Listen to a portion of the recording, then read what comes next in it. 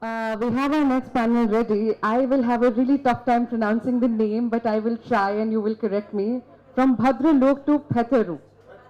Phyataru. A changing Bangla Bhasha. Our panelists are Jawhar Sircar, Q and Anjum Katyal. I'll begin by introducing Mr. Jawhar Sircar. He's an Indian civil servant with 40 years of experience and is currently serving as the Chief Executive Officer of Prasar Bharati, India's public service broadcaster.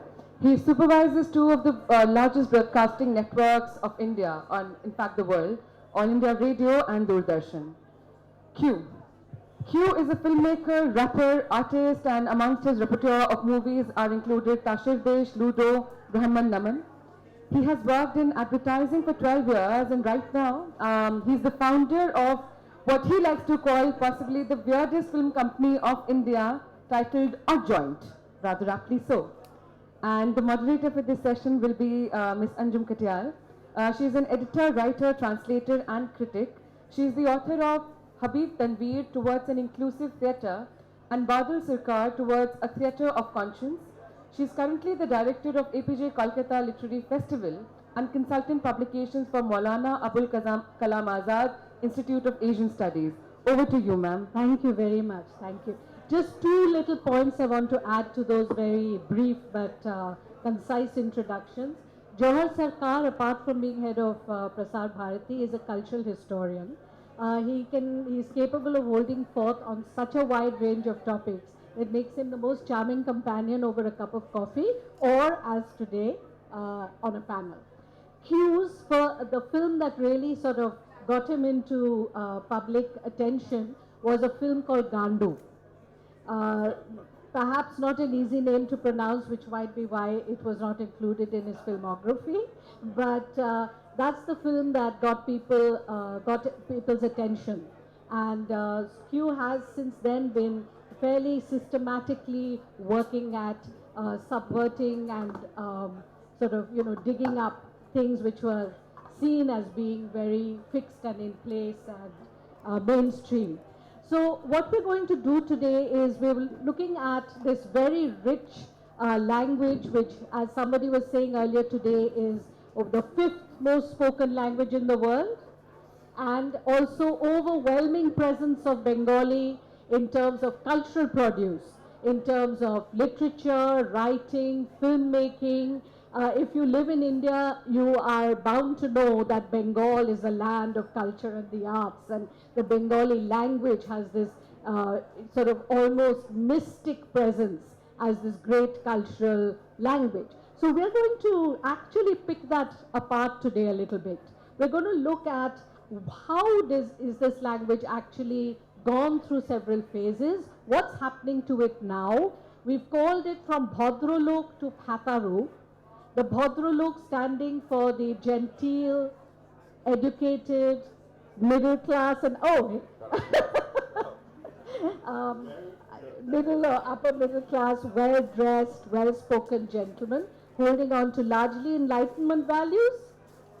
And the Phyataru being this actually a fictional figure created by Nomarun Bhattacharya, a very talented writer who died far too early, came from a very illustrious background of being both Bijon Bhattacharya and Mahashweta Devi's son, and had a lot to live up to, went veering off like a rocket in a totally different direction from them, and reinvented the Bangla literary language in a very, very strange and powerful way.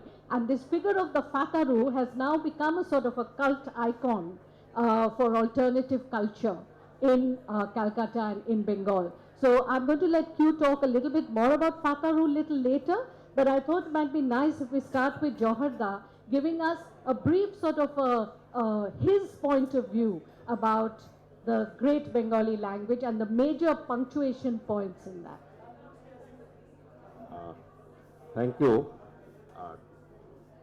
Our dresses have nothing to do with this binary. I am dressed because I am going to Yamini Krishnamurthy's door now after this. So I can't go wearing this. They throw me out. It's all planned. It's all planned. I think listen, so she started, Anjum gave a little hint about the way we perhaps would be honest enough to proceed. there's a lot of hyperbole, there's a lot of mystique about Bangla and its presence in India. But if you look back for even 200 years, one would find very little trace of that. Very little trace of that. In the sense that if I make a fast forward thing about how the language breaks off, we break off, or the language breaks off from Eastern Prakrit, where you have four languages that are very similar to each other: Maithili, the mother, Bangla, Odia, and Ahomiya. They all break off, and still today we can understand each other almost like the Dravidian languages. This is very core. And after that, they acquire languages of the ethnic groups where they inhabit. So there are a lot of ethnic words that have come in, and there are a lot of Sanskrit words. And okay, it all starts with, let's say, there's a claim that it's there in the 12th century in the Charyapadas. I have had the occasion of going through a bit of it. I can't recognize. If that's Bangla, then I don't know what's the Old Testament. Well, let's start with where it's recognizable, and it's just a 15th century offspring. Starts with a few translations encouraged by the Muslim rulers. Remember, the Muslim rulers occupied, or Islamic rulers occupied Bengal 2 years before the Delhi Sultanate. Before the Delhi Sultanate, they had gone on an excursion and they found that here was a low-hanging fruit. They took it. But they never imposed Arabic or Persian values, which explains why the majority in Bengal, now if you take 250 million to 280 million to be the number of speakers, which makes it just a little behind Hindi, and why the majority, around 68%, belong to Islam. Anyway, but to start with, the translations encouraged by them started, and that was 15th century. 16th century we have Chaitanya Mahaprabhu, and after him a lot of Vaishnava literature, which smacks a lot of Vrindavan, and there's an attempt to sort of get it to the mainstream, whatever that means. There's a parallel literature on which I have wasted most of my life. It's called Mangal Kavya. The Mangal Kavyas are in very simple and sometimes Bengali that one can't understand. It was more of a, not, I won't use the word subaltern, I'll use the poor Brahmin's narrative. It was the poor Brahmin's narrative, and he so picked up lots of communication words which were very common to the villages, while the others were a little, let's say, scholarly centric. One was university, the other was high school, school, primary school. This has a profound impact, and then we move on. There is a parallel Muslim literature also that tries to interlocute, just like the Mangal Kavyas, to bring in the Arabic and Islamic characters into the mainstream of Bengal. And then you move on, this evolution takes place and you're not heading much anywhere, just there. Then you come into the colonial period. Bengal, as you know it, is a product of a scrap of paper called the permanent settlement. 1793, the permanent settlement. Prior to this, the amorphous groups that inhabited the place had their own ways of life, and 1793, when Cornwallis would settle zamindaris in favor of, starting from Fort William, a certain amount of unexpected wealth came in. And along with wealth in the next generation would come in, and a tendency to find some other forms of using it. And believe me, even if we talk of the interim period between Cornwallis and Rabindranath, you actually find 2.5 persons. One is Raja Ram Mohan Roy, whose fluency in both Farsi, English, Bengali, and many other languages was very there. He was the man of the world. And the next person you find is Michael Madhusudan Dutt. Michael was at that stage a bit of a Phyataru. He just broke off into sonnets, make his poetry, did it. He has certainly not been recognized to the extent he should have as the first major figure in Bengal, because 4 years within his death was born a guy who was born without a beard, of course, who dominated the landscape completely, so overpoweringly that nobody remembers anything before it, nobody remembers anything after it. this is the fast forward thing, and without him, you couldn't get what is called the, he lived a rather longish period. So 80 years is a lot of period to sort of establish yourself. He was, shall I say, lucky enough or talented enough to get the first Asian, first brown person in the world to get the Nobel Prize, sort of shot him up rocket-wise. Now, coming back to the Bhadralok thing, there are two pillars of this. I have already mentioned the economic pillar. There are two further. One is the awareness factor that we just don't study. One is 1858. The apparatus of culture or Epicureanism that started with Kandahar, Kabul, Delhi, Agra, Delhi, Lahore, Faizabad, Lucknow. People seem to know that it ended there in 1857. Chalo Lucknow Nagari chhod ke hum. It's not that. The whole retinue was camping in Calcutta. And with such a huge retinue that had worked itself out for about 500 years, it couldn't remain unaffected. So most of Babu culture that would come up, the patang, the kabutar, the ittar, everything that you have around, ghungrus, chudiyas, everything came up. This is actually, once taken as a metaphor for Bengali, I would take it as a caricature. Because the group that represented that Babu culture with crinkled kurtas and, ittars and baijis and ghungru was very small. There were counter culture to it called the people's folk culture, where you have the thumkas coming in, what's it called? Shong. Shong is just basically, so you had this counter culture mimicking them, but they again never found representation. For some reason, I find historians and literatures very fond of the word, written word. Until it is written somewhere, you don't have research material. Since this was mostly oral protest, you don't have much of it. Whereas those who wrote back their narratives find the position of pride because they talked in a language. I'll keep it at that, and let from Rabindranath onwards, it's very familiar. You have Sarat Chandra, then you have before Rabindranath was Bankim Chandra. My apologies. I just missed out on one. So it was Michael, it was Rammohan, Michael, Bankim Chandra. You can count this Vidyasagar. And then you have this great figure coming. And after that, he overshadows everyone. He is actually the first Phyataru. He starts talking in a language you understand. If you read Bankim Chandra, you miss a couple of your tooth unless you know Sanskrit. Thou art so great, that's a Sadhu Bangla in which he wrote. And Rabindranath says, Tumi Mahan. That's it. And this guy and his group says, Tu bada hot hai yaar. So that's the evolution. So it goes on. Let's take off. I'm talking too much. So, yeah, I mean,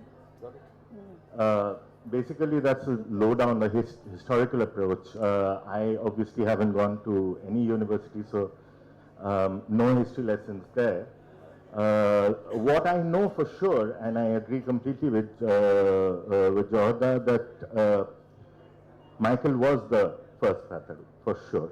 Because I think what Phyataru means, and what let's propound on this a little bit, it's the dilettante, it's the other, it's the nominal, the subordinate, the person who is never supposed to speak.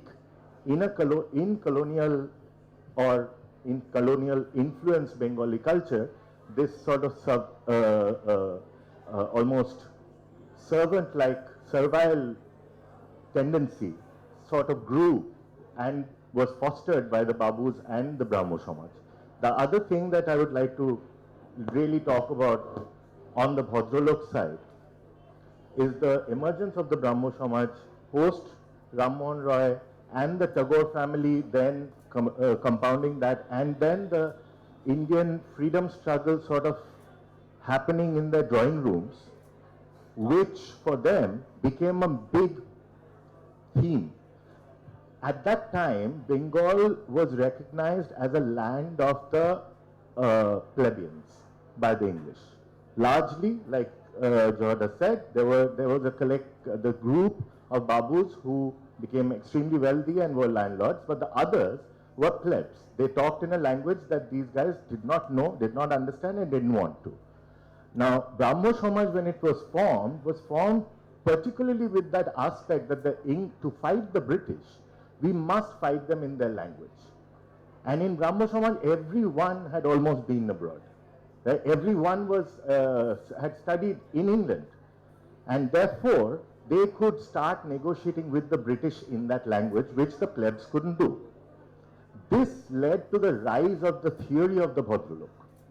This led to the proposition of the scheme that if you were not a Bhadralok, then you wouldn't be.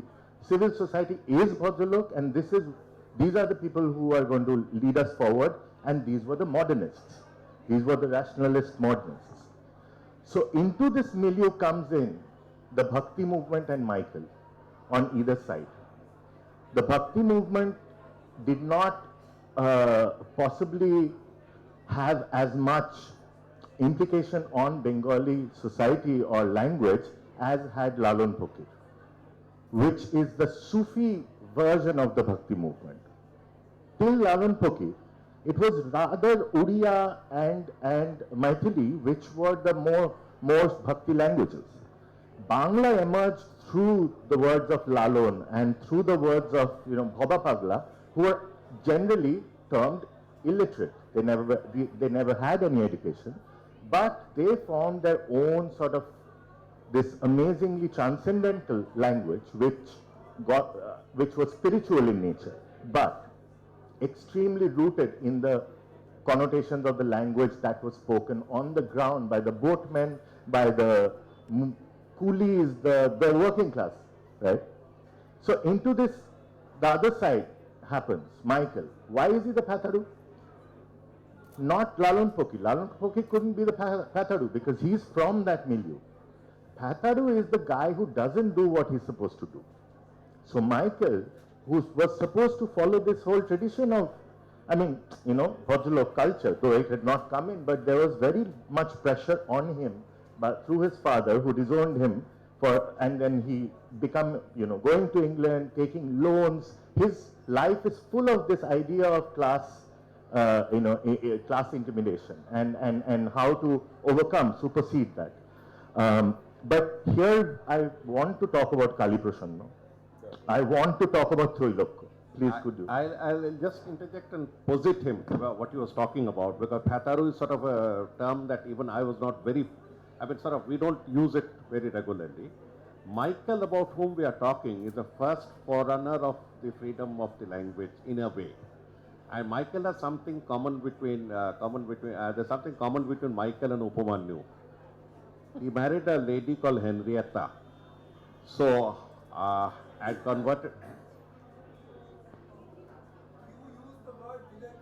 Dileton. Phyataru. No, we just.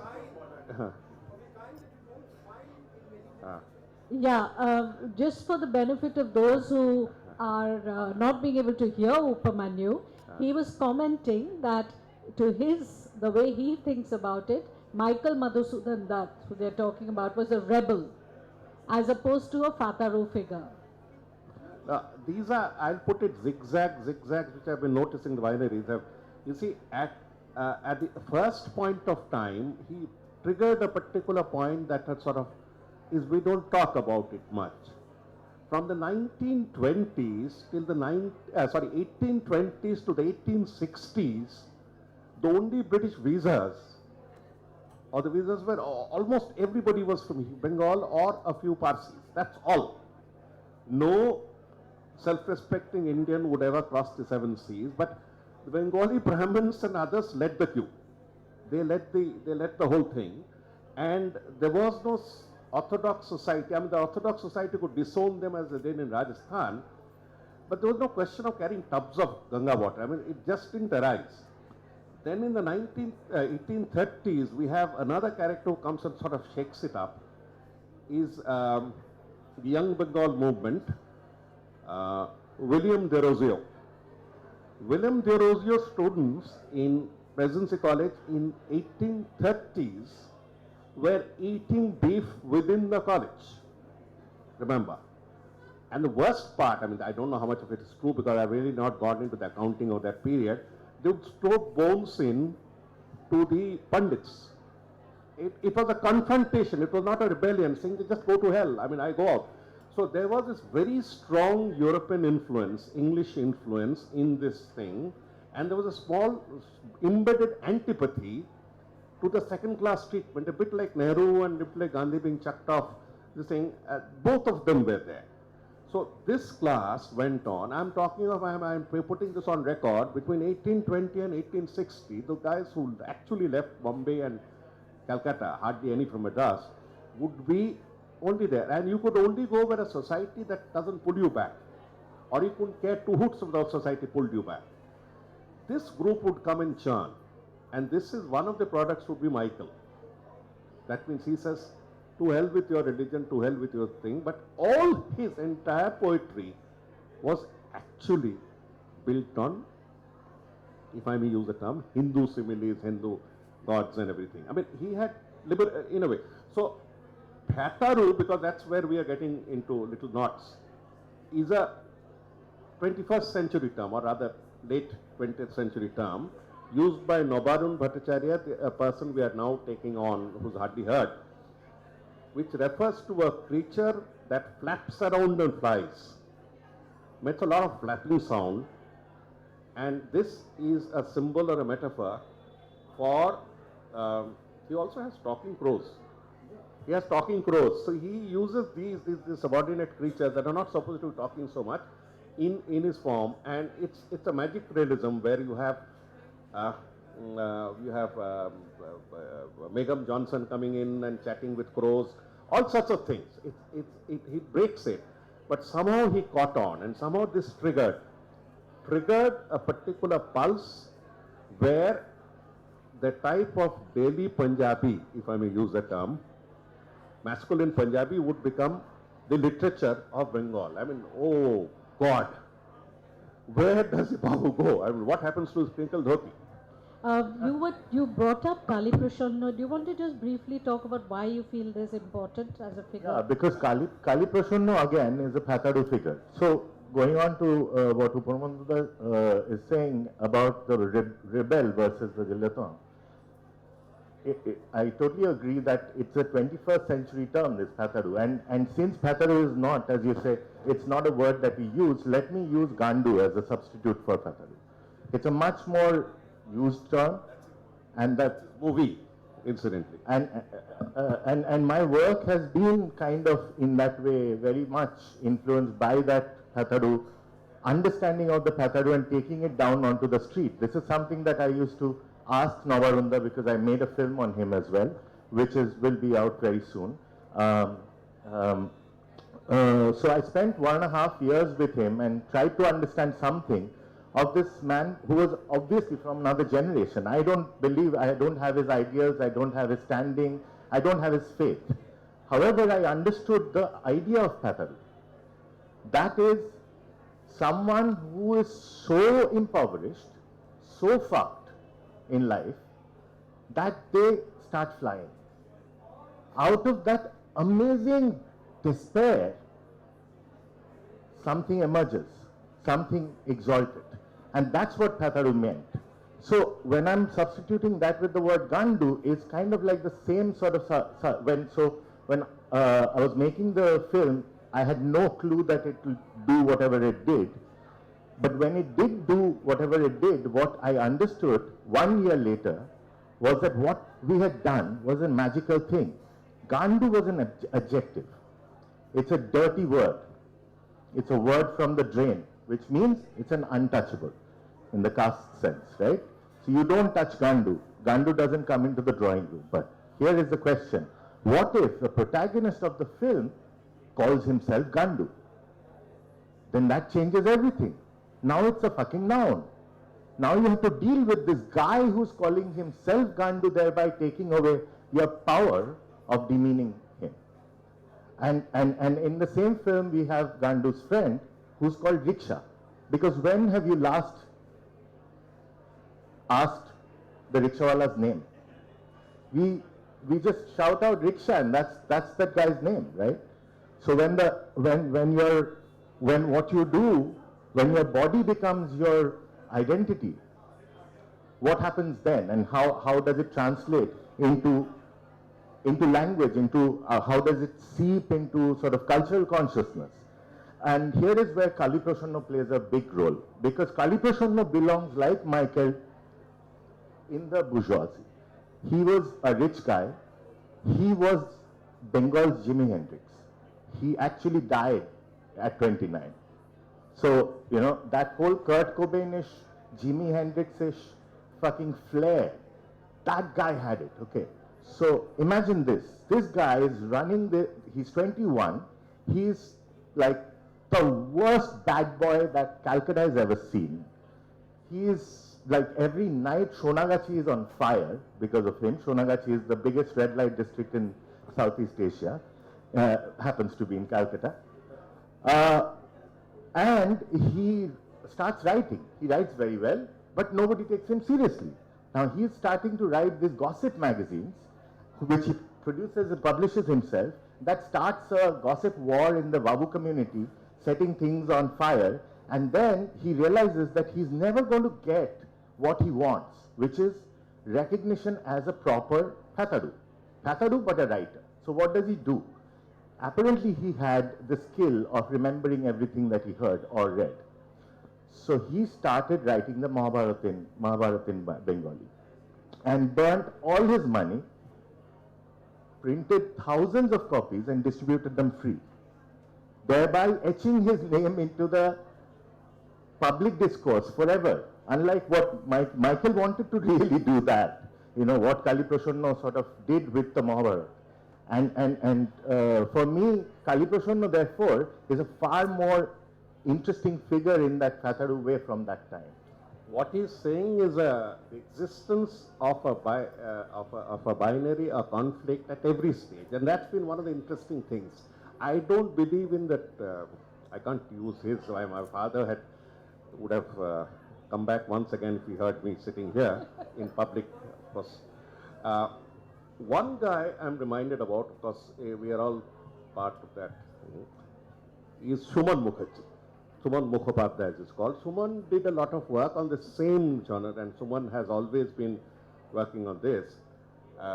There's a story that I must tell after the few more months of public service left, is about how we got his censor certificate for his book, which is for his movie, not Herbert, for Kangal Malshat. He first did the same writer, Nabarun's book, called Herbert, except that the Bongs call it Harvard. So it's something close to Harvard, but Harvard or something. Anyway, so we have these issues about how the vowels are to be pronounced. So Herbert made a big splash, and after that he tried another one called Kangal Malshat. Kangal, everybody knows, the paupers, war cry. And this, again, the same writer we are talking about, the guy who died in Thakurpukur Cancer Hospital 2 years ago, less than 2 years ago, 1.5 years ago. His mother had been Hajar Chaurashirma. His mother was Mashwata Devi. So getting this one was so difficult because there were so many objections to the cinematography, to the entire theme, that would shock audiences, and complaints had gone, and someone had no way, and then the story had to be told somewhere else. How the certificate came up with a little bit of cosmetic editing, the full flow of words, the full flow of this thing, the full flow of expressions. Now, the point here is that of all the people who clearly valued genteel culture, the ones were at one far end. The same people who defied orthodoxy to go abroad to learn, at some point of time became the thesis against which something else had to rise. No language. I mean, let me give you a small example. Tagore's prose, liberal prose, was set year after year in Bengali literature, Bengali language exams in Calcutta University till the year of our Lord, 1911. 1912-13 marks a departure. He gets a Nobel Prize all of a sudden everything's forgiven.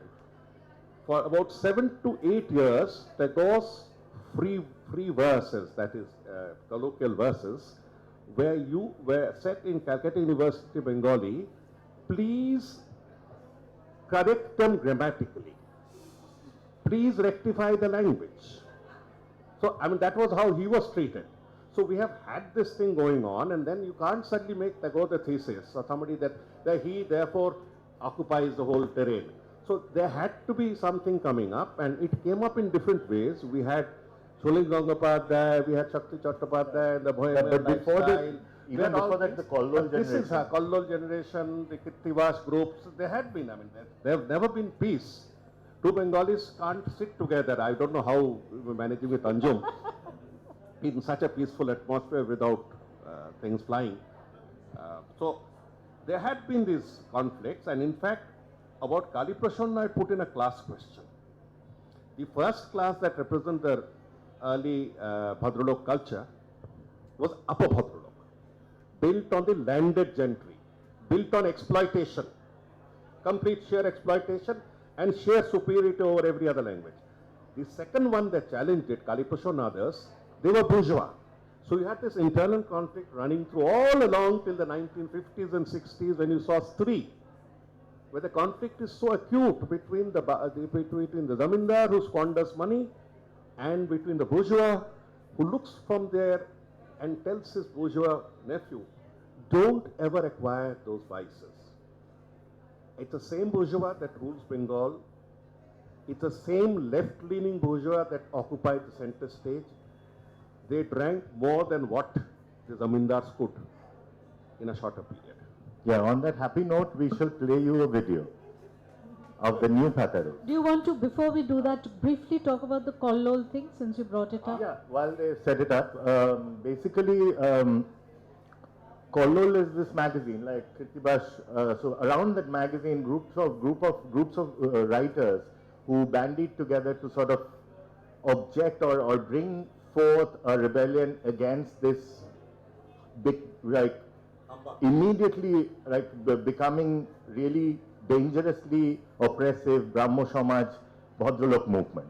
So this was 1940s in Kollol, which threw up people like Premendra Mitra, and then we see this again in 1961 when the Hungryalists come in, and this is a great, and this is the birth of Navarone, the Hungry movement, because here is where, like Jawhar was saying outside, like here's where the Babu culture's hedonism is appropriated by the lower classes and the apparently pedestrian proletariat writers who are working class, who are from the working class and behave in obnoxious manners just to fuck the things up. So Shakti Chattopadhyay and Maula Rai Chaudhuri would often shit on someone's doorstep when they're coming back drunk at night because they just don't like that guy. Or they would, I have heard this in different stories that Shakti Chattopadhyay has peed on someone from his balcony while they were like really, like they were like behaving like Jagger did, or you know, that rock star kind of fuck you attitude, that punk vibe that I don't want to see this shit anymore, let's get something new. And then comes Navarone, which is an immediate sort of, and what happens between 60s and 80s when Navarone comes in is that what is now the problem, I think, in Bengal, and this is what we should be addressing without just giving you a history trip through history, is that the era of Bhadralok is over. As Ashish said in the morning, it's done. It's done. And Bengal is being only, only being shown as really old people, like Jawhar said. Tagore was born with the fucking beard, man. I mean, this is not the, I mean, it's, I was looking at the panelists in the earlier panel. One thing, why is the ferocity so much against it? Have you ever wondered why is this ferocity of attack on this so much about? Because within Bengal, the same concern about the humbug exists as is suspected elsewhere. as is suspected elsewhere, the humbug that you have had enough. Let us get to reality. That also exists. Because the other reason is, if you take all the arguments off, you'll still see an excessive concentration and excessive focus on the cerebral. That is perhaps little distinguishing. That is where I would say it distinguishes, because very few people can actually waste their life in non-serious matters like literature, debate, theatre, and feel happy about it. Feel happy about it. So that is where the genetic loss comes in after all this conflict that I've said of going out and eating. So that is what stays. And B is what he used, certain very strong terms, FU culture has been there.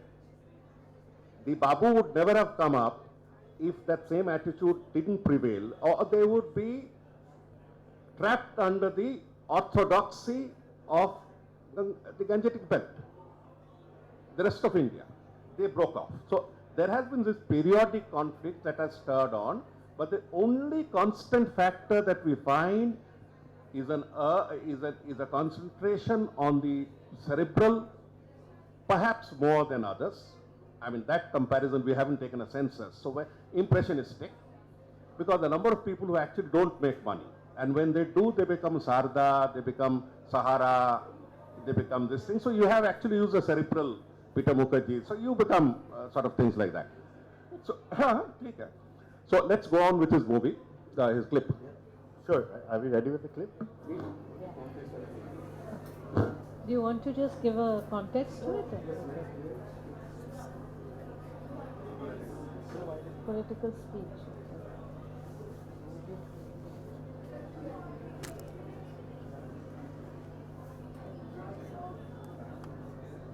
You put some lights also. Oh. You can't hear anything. It's not a, it is elections, which is also a movie. This is Madan Mitra, Esquire, Anubrata Mondal. But we can't. Notice the surnames, very important. Yeah, so that's You are saved the thing sound. Yeah, You are got saved the sound. You are saved from the expressions. If you understood it, it would be worse. The lumpenization of society is firmly entrenched now. So all this dhoti kurta that you see on the red bordered saris are for advertisements of condom and stuff like that. It doesn't exist. It doesn't. It's over. Can you check So the yeah, sound? we just figure out the sound issue. What I was trying to do with this is that, yeah, this is what is on the ground. This is what people, and the other great departure, I think, in the drawing room Bengali circles that we have, Bengalis have become this drawing room people, right? So from that axis, we don't get to see where the slang has gone today. What is the language of the street today? It is very different from what it was in the 80s. We can start comparative slang, but the idea is not that. Whole idea that we're getting to is that the citadel has crumbled. The citadel of appropriate culture and behavior. It's not that the same guys are not capable of sort of turning on a different mode of behavior when it comes to certain occasions. They can. But the freedom to have another way of expression is very strongly there. Where do you see that? No, I'll tell you, listen. Most Bengali weddings, almost every Bengali wedding doesn't serve liquor. Okay? You just need to come out of the wedding venue to see that dozens of cars that double up as bars. They just double up as bars. This is the feature. I mean, everybody says that 1414. 1414 Ford Honda. So you go in white Honda. So you go there and it's there. But you can't sort of, and some would go through the pretense of taking a vodka because there are too many relations, you have to go and sort of bend yourself. So this remains. This remains. Shall we play it now? Have you got the sound fixed?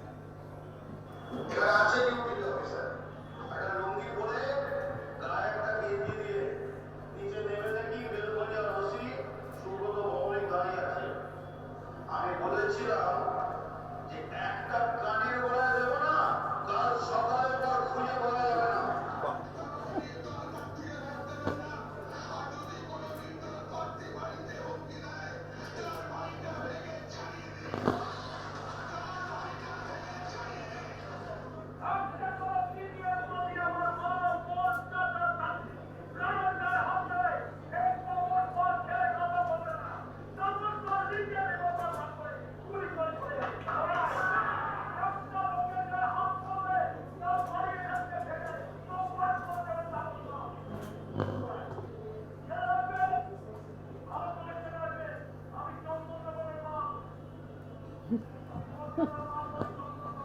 very interesting because he's saying that Ami Chandanagar Mal. Can we pause it once? I think we've got enough of reference point. Basically got a sense of it. What he says is very critical. He says that Ami Chandanagar Mal, which means I am, what is Mal? Mal, you know, Mal. So I know Mal from Chandanagar. Chandanagar is a suburb. It has a French connection and a history and all that, but it's a shit town now. Okay. So basically he's trying to say, don't fuck around with me. I know darkness. Okay. And if you say anything to my mother or daughter, sister, I'll rape your mother or sister. That's what he says in the thing. This is an election speech. You can't No, this is not an election. It's a run-up. It happens every day now. It happens. What is this is happening all over India? Yeah, exactly. No, what I'm trying to refer to through this is that this is the rhetoric. If you looked at an election rally 10 years back, this was not the rhetoric. So what we're trying to say is that, but Maharashtra has been. Listen, you know, Upamanyu, the point here is Maharashtra never had that humbug, except in just a few. What about Pune, Chitpavan? Pune, Chitpavan Brahmins are a gone drop on the ocean. far back. Punjab, for Bhadralok instance, culture was Punjabi, for instance. all-encompassing. Now, Punjabis never apologized for the free use of language among males. I mean, sorry, but here was this very strong humbug. We are Bhadralok, we are the creme de la creme of culture. We don't speak. In fact, we don't have a single Gali, which is also a fact. We don't have one. So all of these are borrowed and. Bokachuda not Bengali. Bokachuda? No, it's a term. So hardly one or two out of the thousands, they are all taken from North India and then covered into Bengali. I think the That's next what 10 minutes is going to be him asking will- about every single I guy. know, that we are he getting has into forgotten a about. rough territory here.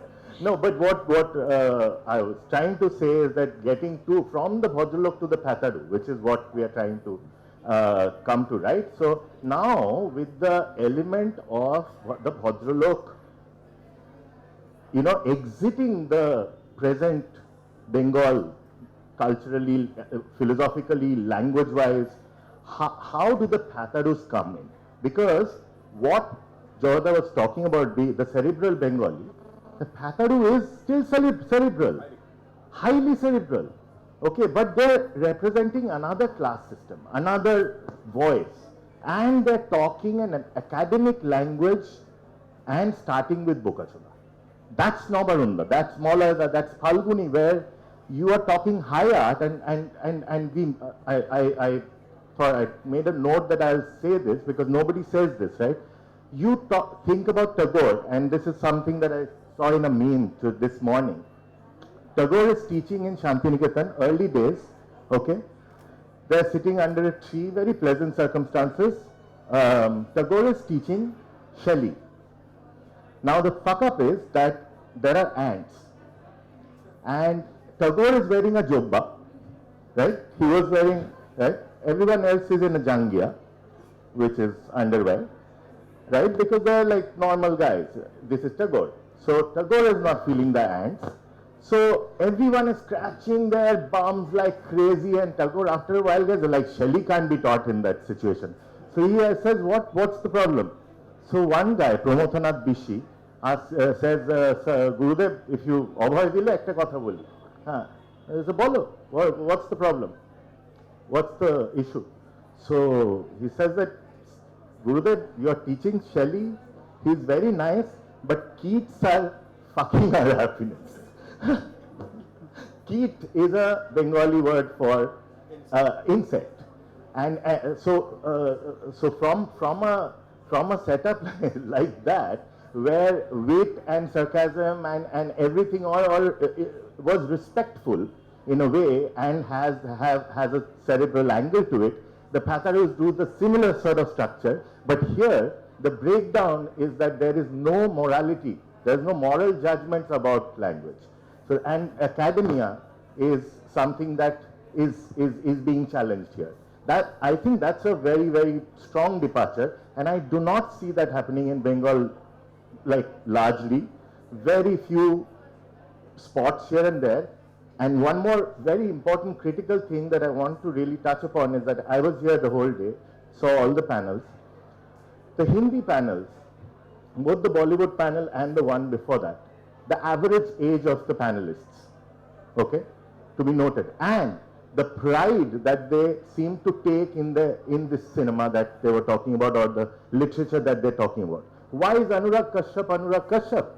Why is this new thing so new and vivacious? Why is it so? And why in Bengal it's still fucking Bosonto eshe geche? You know what I mean? We cannot, our Bhadralok self is constantly raping us, the day in, day out. We can't, we are in constant, we are attached by the hip. It's fucking us all the time. We can't get out and do anything. This is something that we need to address. Do you, talking about this, I have to share a very, very sweet and touching and rather ridiculous story with you. Death metal music is very, very big in Calcutta. They even have a whole area, a pada called Metal Pulli, where all the kids walk around with death metal, skulls and crossbones and tattoos and all the paraphernalia of heavy death metal. So sometimes I go to judge inter-school and inter-college contests. And recently, most of the bands that were coming up were all these death metal bands. Have you ever heard a death metal singer? He sounds like this. Okay, that's the way they're supposed to sing. So yes, a rap. We will do that. We'll end with that. So these guys come on and they set up their equipment and they've all got this, the bandanas and the tattoos and the t-shirts ripped and everything. And then they come up on stage and they say, Namaskar Mashima, Namaskar Pishima, Amra ebar shuru kori. And they touch the stage like this and then they go, wow! I'm like, what is going on, So that's what you're saying. This was the genesis, or the genesis of Gandhi was this actually, that all our rocker friends used to have this thing that we have posto. Have you had posto? If you haven't had posto, please, you're obviously a non-Bengali and missing out on life, generally speaking.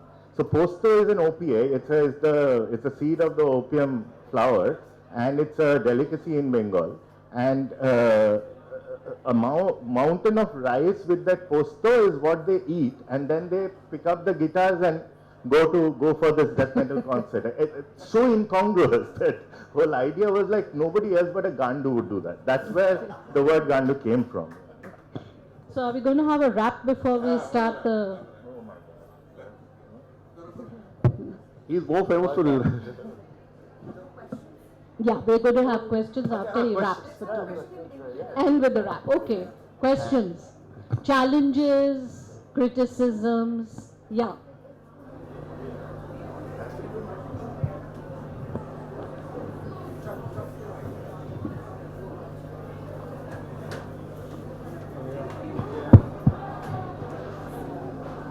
Otherwise, I might have to repeat the question. This is just to get you to speak a little bit more about the hungry generation, especially given the fact that some of them actually were jailed, given the fact that Allen Ginsberg, who was a great source of inspiration, actually wrote letters protesting that fact.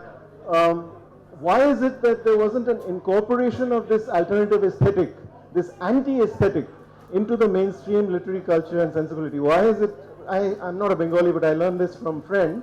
Why is it that somehow they never could get the kind of acclaim that, say, the Beats did, or that Ginsberg and his generation did? Not that, of course, one wants to idealize Ginsberg, but insofar as how it created a new idiom of protest. It allowed for a kind of countercultural ethos to emerge. And it was a sort of profound influence, not just in India, but across the world. And he came to India and all of that, of course. But the point is, there was a certain solidarity across continents being created. But these guys suffering persecution, suffering neglect, and ultimately marginalization. So you just say a little bit more about that. Yeah, well, I was going to actually talk briefly about that, the fact that after Rabindranath, the next connect with the international writing community was the Hungries. where they visited America. A couple of them, Maulada and Shoktida and Allen Ginsberg and many others from the Beat generation came down to Calcutta, stayed in their houses, worked together on things and which never came out. Like stuff happened, like they had fun and they got drunk and messed up and they were doing heroin that they had got. It's amazing, those stories. Like they were really, like I said, they sort of constituted that rock star sort of generation, that rock is coming in. The next thing is the rock and roll way of life. The problem, I think historically, if you see it, it led to the Naxalite movement. We have left out the entire Naxalite period, which is occupies a very strong, painful episode in the entire late 60s till middle 80s. And they were officially exterminated. It was all over in 71, 72. It lingered on. It triggered off this frustration against the state and hoping for something, hoping for some crumb to arrive, which came out in earlier movies like Calcutta 71, Interview, that there's still some hope or perhaps no hope. Naxalite, the entire Naxalite movement had a lot of good literature on it, very good literature. But then this turned to what I call the first traces of the lumpen bourgeoisie. The lumpen elements decided not to take it on anymore, but turned their strength and their enterprise to setting up a roll stand if you are innocent, or taking tolas, that is cuts out of everything that went on, or distilling or selling illicit liquor. And this substrata would be the first, let us say, enterprise of the devastated Bhadralok.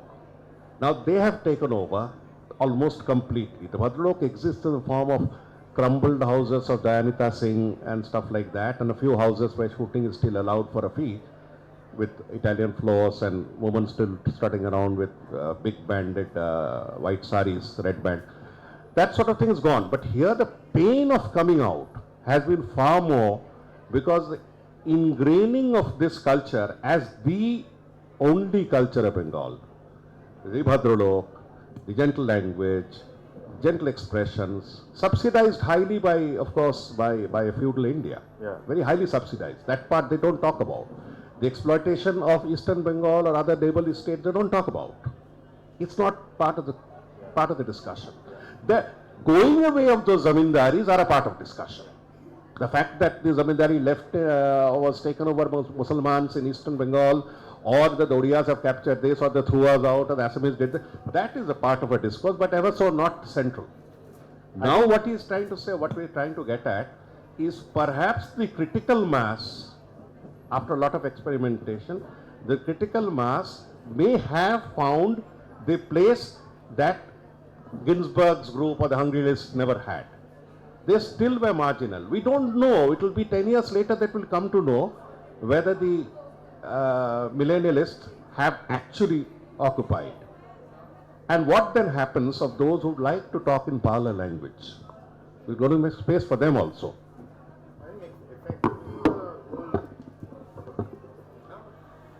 Effectively, a whole generation was sort of cleansed out, systematic cleansing, and that left a heavy scar on Bengalis.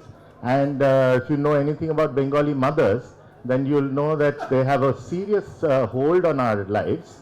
And post 1980s, Bengali mothers raised every boy or a girl with the strictest of rules that they do not go into that path at all. And they were all aware of this and standing apart. So it was very systematic, and that's probably why we don't see the effect of the hungry generation so much in the Bengali now. Just, Bengalis have a great tradition of theatre. Now, would you like to throw some light on what is happening in that area? Because well, there was a performance of something called Pratokritto. Pratokritto in Bengali means morning ablutions.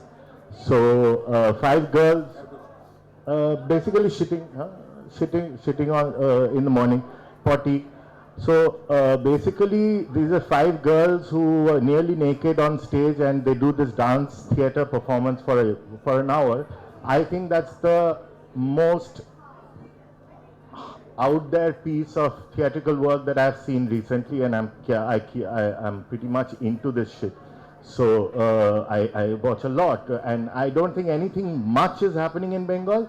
I think it's definitely not going to come from Calcutta. This group of people are from Howrah, and that's where it's going to come from next, which is the Nattola Metal Polli and Howrah guys, and the city-centered, Kolkata-centered, Bhadralok-centered culture that we call Bengali was fake, and now it's crumbling that idea altogether. The theatre is still very live. I mean, I'm inflicted with a lot of it, whether I like it or not. I was with them. But as he says, that one can observe that small unknown places like Gobodanga. I mean, the now name itself sounds so mufassil. Howrah's, their Senzo Lubedi and others, they have come out with very bold theatre groups.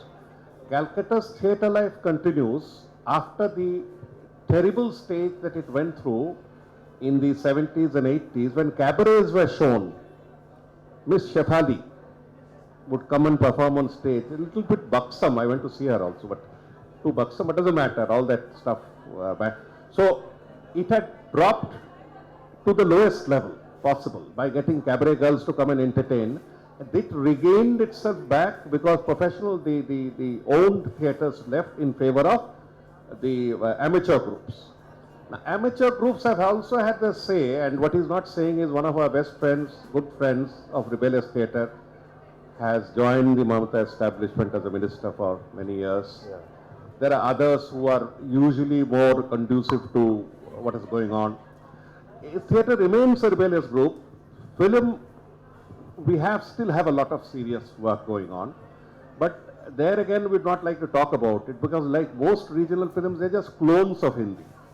As I use the word, cheap clones of Hindi. At least Hindi film industry puts in some amount of glitz and some amount of pumps in some amount of thing. You have much less budgets, but the same thematic, nonsensical thematic attitudes with sense storylines that don't make sense, the same showism. So on cinema, it's the serious one. I talked of Suman, there are many others. On theatre, Kaushik, Suman and others, they maintain. They have their independence. They're not going to barter it to any government. And I thank God because I've seen so much bartering take place in the last 20 years. So there is a live element there, but certainly not post-Ray. We had hopes on Mrinal Sen. Mrinal Sen is still alive as the senior most oldest cinema person in the whole of India, 92 or 93. He started losing his. And then we have Gautam. We had Ritu Ponno, who incidentally experimented with a lot of things and perhaps died in that experimentation, as we are told. So we had this thing, but nothing still like mainstream literature. Mainstream literature remains, though we still have a lot of pulp literature coming out, a mandatory pulp literature. I don't know whether you've heard of this phenomenon called Pujo literature. Just before the pujas, the magazines vie with each other to bring out a fat telephone directory type of volume in low 8 font print, which means all that you can consume. All that you can consume, there will be about 10 novels and 5 novellas and 200 poems all crammed into this little space. And you can buy it for how much? 100 rupees? 100 rupees or so. So you can stack yourself up for 500 rupees and fill your eye space, if not mind space, if there's one, for the next few. So there's a lot of pulp going on also. We have pulp theatre, we have serious theatre coming up, but experimental theatre, amateur theatre, let me put it bluntly, because I have been with the National School of Drama, others are excelling as much. So you don't have that hoity-toity thing that ha ha ha. Pune has always been a good center, Bangalore has was a good center, Dharwad has been a good center. So there are parallel centers coming up. So this me only has gone. We have to realize that this is just one more of the 35 states of India. That realization is taking the pain.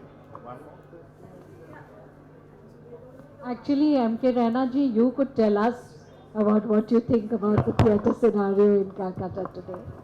I think you were being very trying to dig to see what the opinion would be. See what has happened. A lot of theatre from Bengal used to come to Delhi, and there used to be a lot of plays.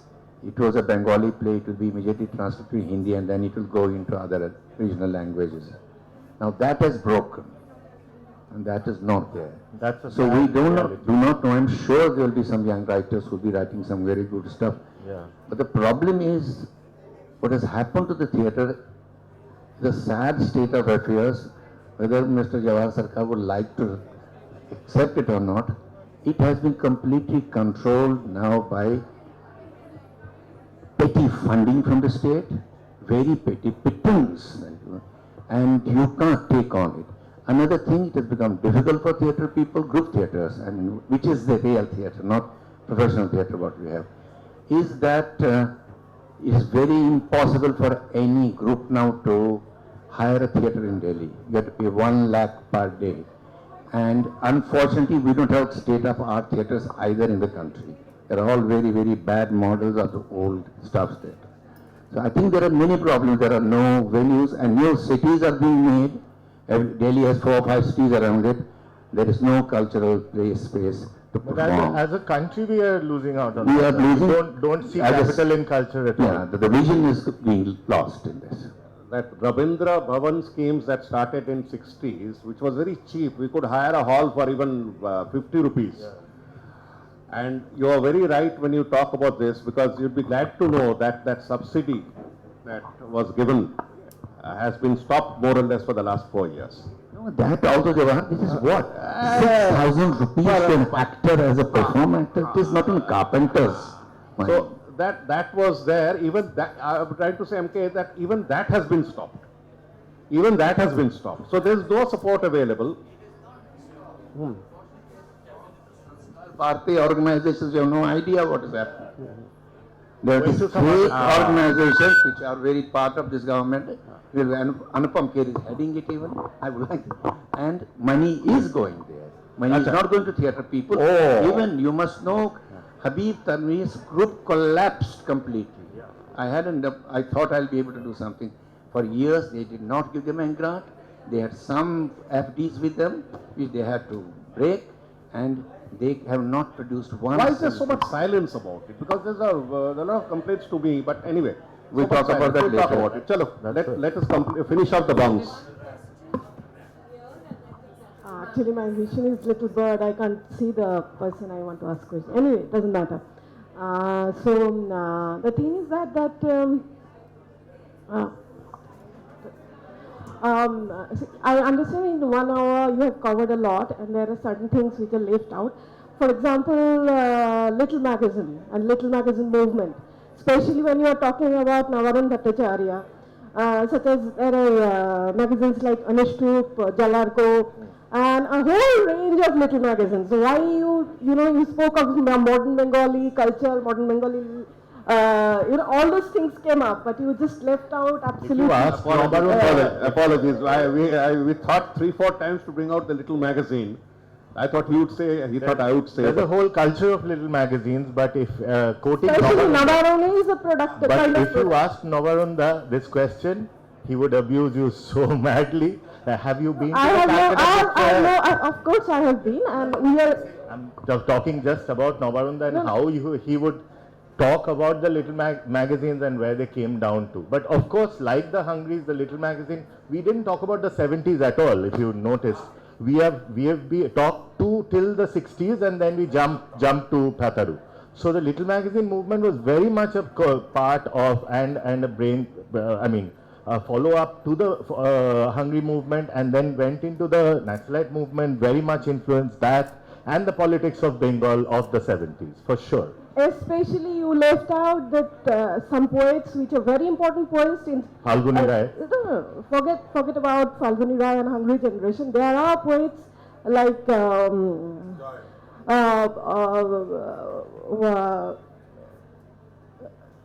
Shama Sen, Vishnu De, and Buddhadev Bose, the trio. you absolutely lift out. I mean, how can you not talk about in relation to hungry generation? Because these are very important 40s is figures. one, 50s post-partition trauma, 60s the food movement and the growing up of the left, 70s Naxalite and its fallout. We can take a little time. That's all. It's not that we are. I mean, we have general agreement on that. Where we split is, choose to split is whether the millennial Bengali, which is hardly recognizable, almost like Maithili, whether that has established itself, it's screwed up everybody's happiness. That much I can tell you. It's screwed up everybody's happiness, the smugness has all left and stuff like that. Whether that will prevail as a central part, or as somebody said, what happened to the Ginsburg and the Hungry list? It didn't work out. Whether it would not work out. We need to find out. Only 10 years later can we say whether it succeeded then. That's all. For the moment, let them enjoy Q and Suman and others. What does Q stand for? Q. I'd refer a film that you should definitely watch. It's by Takashi Miike. It's called Visitor Q. That's where I get my name from. So it stands for what the film stands for, or do you have anything else in mind? Kind of similar, but I'm not an absolute figure. You know, I'm a person growing and all that, learning every day. গণতন্ত্র কি যে যন্ত্র কারো বাবা বোঝেনি খাটি মেরে tube দেখে সব গোপনতা শয়তানি ডেভেলপমেন্টের দুদুগুলো বিজ্ঞাপনে ঝোলে সব খান কি শাড়ি তোলে বাবু নেবে বলে টিকটিকি না খান কি তুই জাগে বুঝে আয়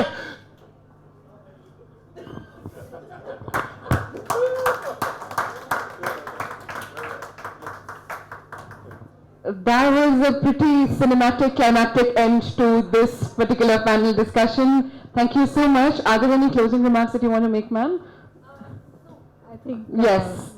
Yes, and what a wonderful, fruitful discussion. We move on to another performance from this performance. Harpreet, you have a tough act to match. And thank you, Anjum ma'am, Jawhar sir, and Q. Thank you so much. A huge round of applause for them.